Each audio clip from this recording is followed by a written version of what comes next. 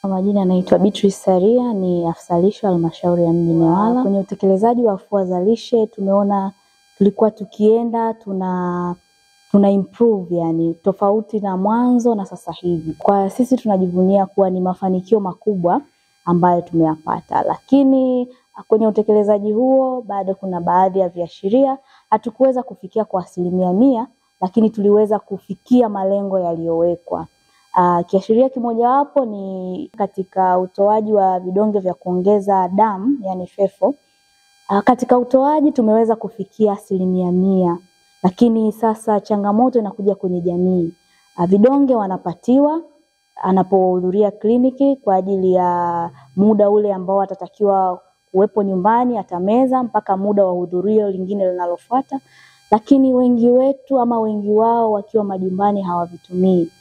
Kwa hiyo ni changamoto, na ndio maana bado kuna changamoto ya wajawazito wanaokuja wakiwa na anemia, yani wana damu pungufu.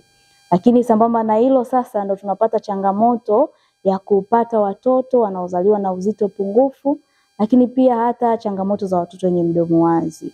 Kwa hiyo mimi niendelee kutoa wito kwa wababa, wao wawe mstari wa mbele katika kuhakikisha kwamba hao mama zile dawa wanazopatiwa basi wanazitumia kwa wakati na muda sahihi ambao wanaweza kutumia, basi jioni wakati wanalala, ili kupunguza yale masumbufu madogo madogo kama kichefuchefu ambavyo wengi ndo wanaofia kuvitumia kwa wakati huo. Kwa hiyo wababa wakiendelea kuelimika, wakajua umuhimu wa hizo matumizi ya hivyo vidonge vya kuongeza wekundu wa damu, naamini wao ndo watakuwa mstari wa mbele, kwa sababu mara nyingi ama muda mwingi ndo wanakuwa na hawa wajawazito ama wawenza wao wakiwa nyumbani.